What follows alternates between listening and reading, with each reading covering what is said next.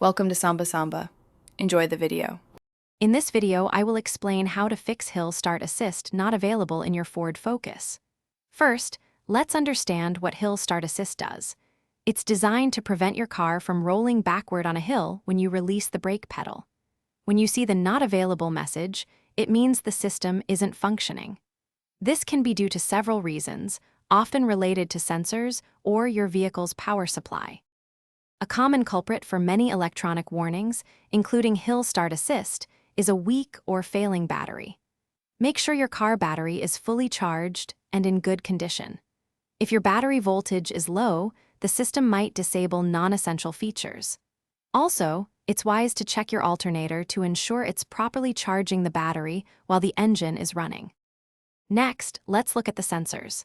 Hill Start Assist relies on wheel speed sensors to detect vehicle movement and incline. These sensors can sometimes get dirty, damaged, or have loose connections. Carefully inspect the wiring leading to each wheel speed sensor for any signs of wear, corrosion, or dislodgement.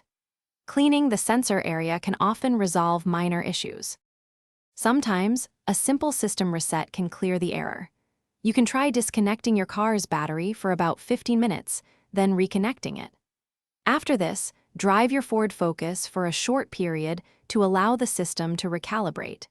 If the not available message persists after these steps, it's best to consult a qualified Ford technician for a diagnostic scan and professional repair.